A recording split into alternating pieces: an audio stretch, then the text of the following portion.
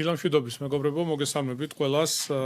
მინდა რამდენიმე საკითხს შევეხო, ინფორმაცია მივაწოდო დედაქალაქის მოსახლეობას, შემდეგ უკვე შეგვიძლია გადავიდეთ საკითხების განხილვაზე, გადაწყვეტილებების მიღებაზე. პირველი ჩვენ დღევანდელი მთავრობისთვიმა მინდა დავიწყო ჯანდაცვისა და სოციალური მომსახურების საქალაქო სამსახურის პროექტებზე, რომელთა დახმარებითაც არაერთ ოჯახს და ადამიანს დაუდექით გვერდით. მე ბევრჯერ მithქვამს და კიდევ ერთხელ შემიძლია გავიმეორო, თუ რამდენად მნიშვნელოვანია აღნიშნული პროგრამების არსებობა, იმიტომ რომ ჯერ კიდევ გვყავს ოჯახები, ვისაც ჭირდება ჩვენი თანადგომა, ხელშეწყობა და რა თქმა უნდა მუნიციპალიტეტი ახლაც და მომავალშიც ყველაფერს გააკეთებს იმისთვის, რომ ამ ადამიანებს გვერდით დაუდგეთ. მე რამდენიმე მთავრობის თომის წინ ვისაუბრე აღნიშნულ პროგრამასთან დაკავშირებით, დავაანონსეთ, რომელზეც დღეს კიდევ ერთხელ მინდა საზოგადოებას მივაწოდო ინფორმაცია. თბილისის მერია ფილტვის კიბოს სკრინინგის დაფინანსებას იწყებს. პროცედურა 1 მაისიდან მოქალაქეებისთვის სრულად უფასო იქნება და მას დაავადებათა სკრინინგის პროგრამის ფარგლებში ჯანდაცვისა და სოციალური მომსახურების საქალაქო სამსახური დააფინანსებს. ფილტვის კიბოს სკრინინგის უფასოდ ჩატარების შესაძლებლობა ექნებათ დედაქალაქში თბილისში რეგისტრაციის მქონე 45-დან 75 წლის ასაკის ჩათვლით თამბაქოს აქტიურ მომხმარებლებს ან იმ მოქალაქეებს, რომლებმაც თამბაქოს მოხმარებას ბოლო 15 წელია თავი დაანებეს.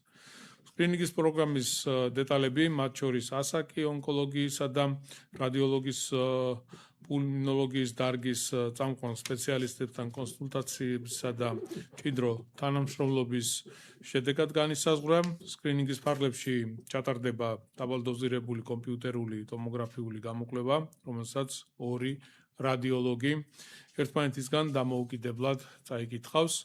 ფილტვის კიბოს სკრინინგის პროგრამაში ჩასართავად თბილისის მერიამ შეარჩია წამყვანი კლინიკები, რომლებიც საუკეთესო გამოცდილების მქონე სპეციალისტებისა და საჭირო მატერიალურ-ტექნიკური ხაზის მოთხოვნებს აკმაყოფილებენ.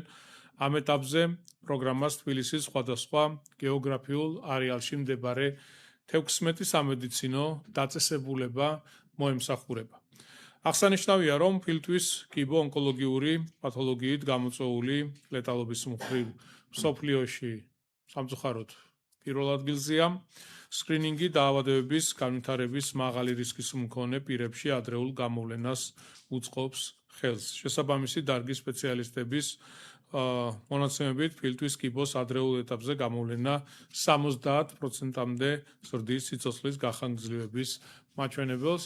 შესაბამისად, აღნიშნული პროგრამა, რა თქმა უნდა, ხელშეუწყობს და დაეხმარება იმ ადამიანებს, ვისაც აღნიშნული მიმართულებით აქვთ გარკვეული პრობლემები და შესაძლებელია თავიდანვე ჩატარდეს პრევენციული ღონისძიებები და ადრეულ ეტაპზე მოხდეს დაავადების გამოვლენა, რაც უამრავი ადამიანის სიცოცხლეს გადაარჩენს. მე ყველას მინდა ჯანმრთელობა უსურვო, თუმცა აღნიშნული პროგრამა ვფიქრობ არის ძალიან მნიშვნელოვანი და რაც მთავარია მოქალაქეებს, ვინც ამ მიმართულებით დაინტერესებული იქნება და კვლევების ჩატარება მოუნდება, რა თქმა უნდა, არანაირი გადასახადი არ ექნება, ყველა ხარჯს თავის თავზე აიღებს მუნიციპალიტეტი. მინდა შევეხო ასევე ერთ სასიხარულო და ძალიან მნიშვნელოვან თემას, დამოუკიდებელი საქართველოს ისტორიაში პირველად საქართველოს 20 წლამდელთა მსოფლიო თასის სახით FIFA-ს ეგიდით გამართულ მსოფლიო რანგის ტურნირს, მსოფლიო ჩემპიონატს უმასპინძლებს. საქართველოს და სომხეთი FIFA-ს 20 წლამდელთა მსოფლიო ჩემპიონატს 2029 წელს უმასპინძლებენ. მსოფლიო დონის მსგავსი ტურნირის მასპინძლობა უდიდეს პატივთან ერთად არის ძალიან დიდი პასუხისმგებლობა. მე მინდა ვისარგებლო შემთხვევით, მადლობა გადაუხადო ფეხბურთის ფედერაციის ხელმძღვანელებს, მინდა მადლობა გადაუხადო FIFA-ს მხარდაჭერისთვის, თანადგომისთვის, თუმცა ეს არის დასტური იმისა, რომ ძალისხმევა, რომელსაც საქართველოს ხელისუფლება წევს ზოგადად სპორტის მიმართულებით და ძალიან ბევრი კარგი პროექტები განხორციელდა, მათ შორის ფეხბურთის განვითარებისთვის, ახალი ინფრასტრუქტურის შესაქმნელად, ქალაქებში, რაიონებში, თბილისში ფეხბურთის ფედერაციასთან ერთად მათი ჩართულობით და მონაწილეობით ბევრი მნიშვნელოვანი პროექტი განხორციელეთ, შეიქმნა ახალი საფეხბურთო სკოლები, რაც ძალიან მაგარია, ძალიან მნიშვნელოვანია ჩვენი პატარებისთვის, შვილებისთვის და რა თქმა უნდა, ყველაფერი გაკეთდება ასევე სამომავლოდ, რომ ეს მიმართულება კიდევ უფრო გავაძლიეროთ და ბევრი ასეთი სპორტული კომპლექსები შეიქმნას. კიდევ ერთხელ ვილოცავ ფეხბურთის გულშემატკივრებს ამ მნიშვნელოვან გადაწყვეტილებას და დარწმუნებული ვარ, საქართველოს ღირსეულ მასპინძლობას გაუწევს 20 წლამდელთა მსოფლიო ჩემპიონატს, რომელიც 2029 წელს საქართველოსა და სომხეთში გაიმართება. მინდა შევეხო ასევე ინფრასტრუქტურულ პროექტებს, რომელსაც რაიონული გამგეობები ახორციელებენ. ძალიან მნიშვნელოვანია რაიონების დონეზე, უბნების დონეზე გაკეთდეს სხვადასხვა სახის პროექტები, როგორიც არის პარკები, სკვერები, ქუჩების მოწესრიგება, რეაბილიტაცია, განახლება და ასე შემდეგ. მინდა ინფორმაცია მოგაწოდოთ, ესე იგი გლანის რაიონის გამგეობა, მუხიანის მეოთხე მიკრორაიონის ნომერ 52 კორპუსის მიმდებარედ არსებულ ტერიტორიაზე ახორციელებს სარეაბილიტაციო სამუშაოებს, ტერიტორიაზე განთავსდება ბავშვთა გასართობი და ფიტნეს ზონები, მოსასვენებელი პავილიონი, საქანელას კამები, დამონტაჟდება განათებისა და სარწყავი სისტემები, ჩატარდება გამწვანების შესაბამისი სამუშაოები, დაიგება რლონური ბალახი და ასევე ახალი ხელმცენარეები დაირღვევა, განთავსდება სკვერისთვის საჭირო ყველა სხვა ინფრასტრუქტურა. აღნიშნული პროექტისთვის გამგეობის ბიუჯეტიდან დაახლოებით 315,000 ლარი არის გამოყოფილი და ჩატარდება და გაკეთდება ძალიან კარგი პროექტი. პირველ რიგში იქვე მცხოვრები ადამიანებისთვის და ოჯახებისთვის იქნება ძალიან მნიშვნელოვანი იმ თვალსაზრისით, რომ მათ ეკნებათ სივრცე, სადაც ეკნებათ საშუალება დასვენების, გართობის და ასევე ვარჯიშის. მინდა ასევე მოგაწოდოთ ინფორმაცია ნუცუბიძის მეორე მიკრორაიონის ნომერ მეორე კორპუსის მიმდებარედ დასასვენებელი სივრცის განახლების სამუშაოები დაიწყო. ესე იგი, აღნიშნულ სკვერში გამოიცვლება ყველა შესაბამისი ინფრასტრუქტურა, დამონტაჟდება ახალი საპარკო ავეჯი, განათება, სარწყავი ქსელები მოეწყობა, საბავშვო გასართობი მოედანი გაკეთდება, ასევე გათვალისწინებულია ფიტნეს ზონის პროექტის განხორციელება, სასეირნო ბილიკები, შესაბამისი გამწვანებითი სამუშაოები, ახალი ხელმცენარეები და ძალიან ლამაზი სივრცე გამოვა, დაახლოებით 350,000 ლარი დაიხარჯება ვაკის რაიონის გამგეობიდან.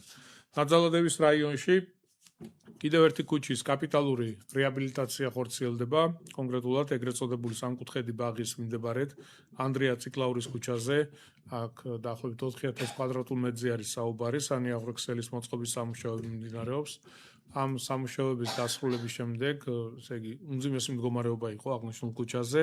ამ სამუშაოების დასრულების შემდეგ საგზაო ინფრასტრუქტურა მოეწყობა, ასფალტის ორფენიანი საფარი დაიგება, სამუშაოების ფარგლებში მოწესრიგდება მდებარე ტერიტორია და მოეწყობა ბორდიური მისამართზე გასული საუკუნის 50-იანი წლების შემდეგ მსგავსი მასშტაბის სამუშაოები არ ჩატარებულა იყო ძალიან მძიმე მდგომარეობაში, საბამისად პროექტის განხორციელება მოგცემს იმის საშუალებას, რომ აღნიშნული ქუჩა მთლიანად იყოს მოწესრიგებული და განახლებული. საბურთალოს რაიონის გამგეობა დიდ დიღომში ბაგრატ მესამის ქუჩის რეაბილიტაციას ახორციელებს, პროექტის ფარგლებში ეწყობა სანიაღრო ქსელი, ტროტუარი, 3,000 კვადრატულ მეტრ ფართობზე დაიგება ასფალტის ორფენიანი საფარი. პროექტის დასრულების შემდეგ 213 და 73 საბავშვო ბაღებამდე მისასვლელი კიდევ ერთი ალტერნატიული მოწესრიგებული გზა იქნება, რაც ძალიან მნიშვნელოვანია და ძალიან კარგია. საბურთალოს რაიონის გამგეობა დიდი ღუმში როსტევანის ქუჩის რეაბილიტაციასაც ახორციელებს სამუშაოების ფარგლებში გაზისა და წყლის მილების მიწისქვეშ განთავსება ხორციელდება, მოეწყობა სანიაღვრე ქსელი, რომელიც არ არსებობდა, ასევე ახალი ასფალტის ორფენიანი საფარი დაიგება და ეს ქუჩაც მთლიანად მოწესრიგებული, განახლებული იქნება. ჩვენ რა თქმა უნდა უბნების დონეზეც, რაიონების დონეზეც ვაგზელებთ სამუშაოების განხორციელებას. სხვადასხვა მიმართულებით ეს როგორც საუბრის დასაწყისში აღნიშნე შეიძლება იყოს სკვერების რეაბილიტაცია, პარკების განახლება, ქუჩების მოწესრიგება, შესასვლელი ეზოების მოწესრიგება და ასე შემდეგ. ასევე გვაქვს ბინათმესაკუთრეთა ამხანაგობის პროგრამები, სადაც ადგილობრივი მოსახლეობა თვითონ იღებს გადაწყვეტილებას თავიანთ საცხოვრებელ კორპუსში თუ რომელი პროექტი განხორციელდეს პრიორიტეტების მიხედვით. შეიძლება იყოს სახურავების მოწესრიგება, სადარბაზოს განახლება, შეიძლება იყოს ლიფტის ახალი პროექტების განხორციელება, შესაბამისი სამუშაოების ჩატარება და ასე შემდეგ. ასე რომ გამოიყენეთ აღნიშნული პროგრამები, რაც პირველ რიგში მოგცემთ იმის შესაძლებლობას, რომ თქვენი საცხოვრებელი კორპუსი იყოს ყველანაირად მოწესრიგებული და განახლებული. ახლა შეგვიძლია უკვე გადავიდეთ დღის წესრიგით გათვალისწინებული თემების განხილვაზე და გადაწყვეტილებების მიღებას.